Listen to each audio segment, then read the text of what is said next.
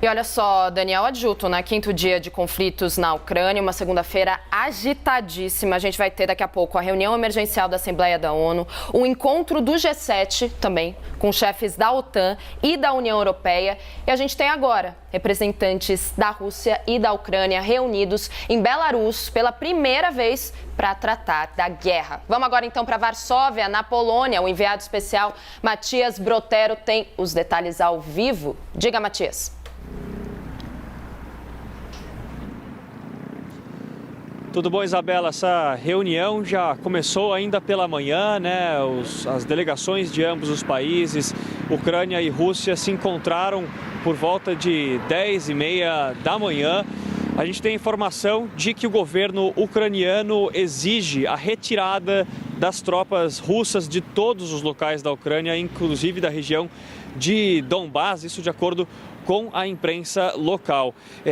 Há uma questão que essa reunião está sendo realizada em Belarus, né, mas havia também uma expectativa, uma especulação de que aconteceria aqui em Varsóvia, na Polônia. Esse era o pleito de Zelensky, de Volodymyr Zelensky, mas pelo lado russo eles queriam que acontecesse em Minsk, então eles encontraram uma espécie de meio termo, esse encontro que está acontecendo bastante próximo da fronteira entre os países, especificamente próximo do rio Pripyat. Bom, de acordo com um comunicado que foi divulgado pelo governo ucraniano ontem mesmo, o encontro ocorreria sem condições pré-determinadas. Agora, a gente não tem informação exatamente do que está sendo falado na reunião, porque os microfones estão fechados, mas alguns discursos, algumas falas do presidente Zelensky hoje mesmo já indicam que ele não vai tirar o pé em relação ao que ele vem dizendo, né, em relação à maneira com que nesses últimos 5 dias, desde que a guerra entre a Ucrânia e a Rússia começou,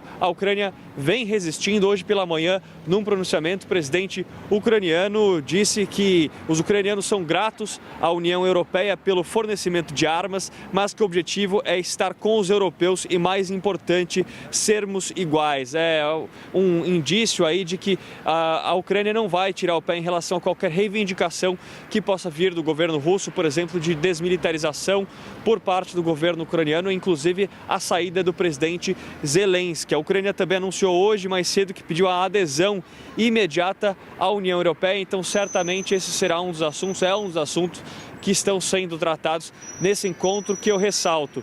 Não tem a presença de nenhum dos presidentes, né? Somente entre ambas as delegações. Esse encontro havia sido sugerido, inclusive, na verdade, Zelensky queria esse encontro havia muito tempo. Ele disse que chegou a telefonar para o presidente russo antes mesmo do início da guerra e não houve uma resposta, não houve um retorno. E aí a Rússia mesmo que sugeriu este encontro numa espécie de tentativa de diálogo, ou pelo menos para demonstrar que há uma tentativa de diálogo antes de seguir com qualquer outra maneira, seguir com o combate, o que vem acontecendo exatamente na Ucrânia. Então é sim uma tentativa de diplomacia por ambas as partes, reforçando que Zelensky queria esse encontro. Havia muito tempo Zelensky que é um defensor do diálogo, mas disse que a Ucrânia seguirá com os pleitos e que inclusive convocou militares da reserva, jovens com idades entre 18 e 60 anos, toda a população que quiser lutar para estar no fronte. Então a indicação é de que ele não deve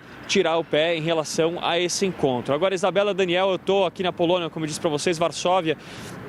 É o país que tem recebido o maior número de refugiados ucranianos. Eu queria mostrar para vocês o que tem aqui atrás de mim. São 3 bandeiras, a bandeira da Polônia, a bandeira da Ucrânia e a bandeira da União Europeia. Isso simboliza bastante o clima daqui de Varsóvia, na Polônia. Eles estão apoiando bastante a chegada desses refugiados por aqui.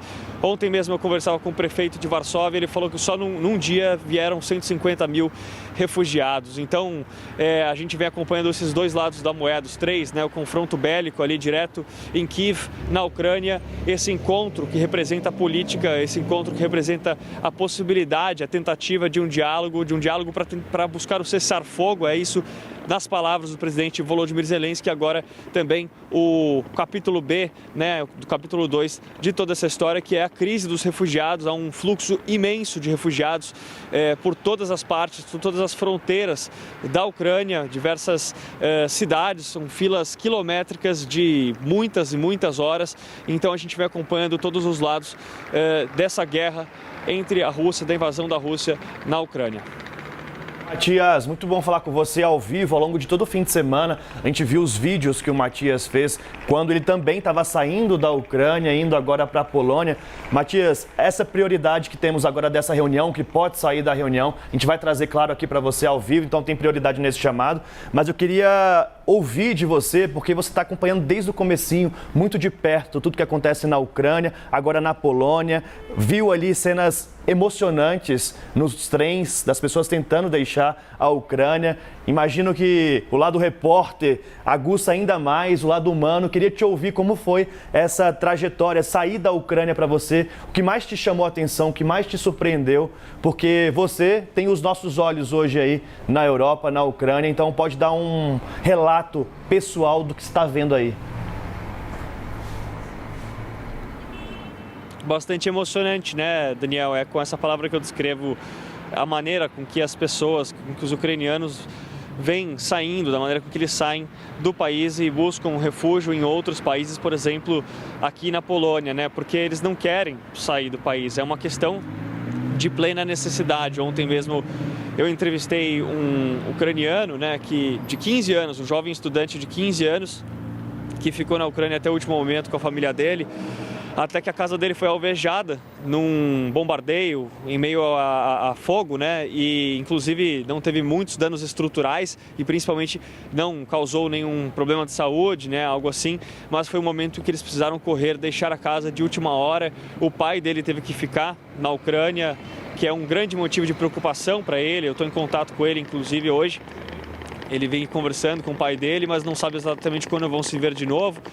Quando ele vai voltar para a Ucrânia, ele chegou aqui na Polônia, já está alojado, né? Os refugiados chegam aqui, são dirigidos a centros de informação, por exemplo, aquele logo atrás de mim é um centro de informação, e de lá os refugiados são dirigidos para as casas, apartamentos ou então até mesmo hotéis. E aí eu volto a dizer que é muito emocionante ver que há solidariedade por parte dos poloneses, mas também bastante dificuldade de encarar uma saída em curto prazo por parte dos ucranianos, e foi isso que eu observei nesse longo trajeto de 24 horas, que já não parece mais tão longo se você for considerar, estou falando de 24 horas entre Kiev e entre Varsóvia, onde eu estou agora, que não parece nem um pouco tão longo se você considerar as filas quilométricas, as horas que já passam ali muitas vezes de 40 horas para outras pessoas que estão tentando cruzar a fronteira de outra maneira, né? Os trens hoje que saem de Kiev estão um pouco mais normalizados. Essa informação que a gente tem, inclusive a Embaixada Brasileira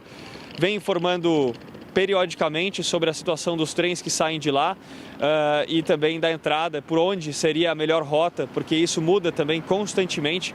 Mas assim, uma sensação de bastante emoção, solidariedade, Daniel, de como ajudar essas pessoas que precisam deixar o país e não sabem quando voltar, né? Eu trago um relato também agora, eu acho que mais tarde no live provavelmente eu vou conseguir trazer um trecho dessa entrevista que eu fiz há pouco no Centro de Informação com um ucraniano que estava viajando com colegas pela Europa quando a guerra estourou, e aí ele disse: preciso voltar para o meu país, preciso encontrar minha família e ajudar. E ele não consegue voltar para lá agora, né? Até porque Kiev, por exemplo, a capital está completamente fechada. E ele contou, é curioso, ele contou que a família dele, os pais são idosos e moram em Donetsk, né? A República Popular Autodeclarada de Donetsk, que foi reconhecido como independente por Vladimir Putin e foi um dos estopins de toda essa tensão que culminou numa guerra, né? E ele falou que é curioso, né? Pelo lado dele, ele está tentando de qualquer maneira ajudar a Ucrânia, reforçar no fronte se for necessário, ele falou, mas não consegue voltar para lá, então está aqui servindo de voluntário na Polônia. Mas ele falou que os pais dele, por exemplo, estão numa região que é majoritariamente ocupada por separatistas russos ou ucranianos apoiados pelos russos, e lá ele falou que a mídia é bastante voltada para a Rússia, né? Então os pais dele têm uma visão, de acordo com ele, bastante deturpada do que está acontecendo e entendem que o que está acontecendo deveria acontecer de fato. Então ele enfrenta um dilema ético, porque ele quer voltar para a Ucrânia para lutar e quer voltar para a Ucrânia para reencontrar a família, e ao mesmo tempo não consegue retirar os pais dele daquela região, porque até por uma questão de idade, mas porque eles não querem sair daquela região. Isso é só um dos muitos relatos que eu venho ouvindo por aqui, Daniel e Isabela.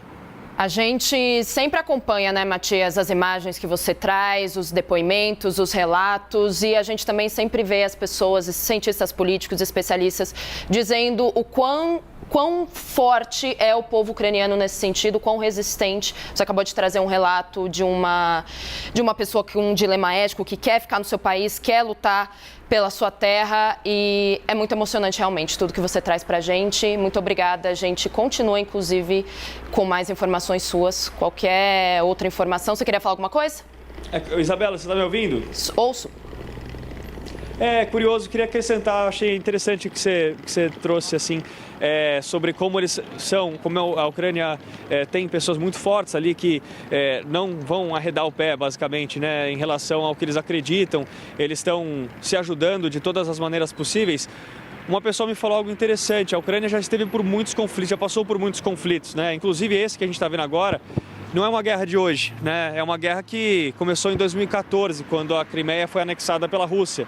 Mas muito antes disso, a Ucrânia já passou pelo período da fome, já passou pelo período no qual ela ainda era República Soviética, né? Fazia parte da República Soviética. Houve uma reunificação com a então União Soviética, mas antes disso ela foi bastante reprimida pela União Soviética também, pela Primeira, pela Segunda Guerra Mundial. E uma pessoa ucraniana me falou assim: a gente já não tem mais o que perder, a gente é especialista em conflito, então a gente vai até o fim. Essa é a temperatura dos ucranianos, né?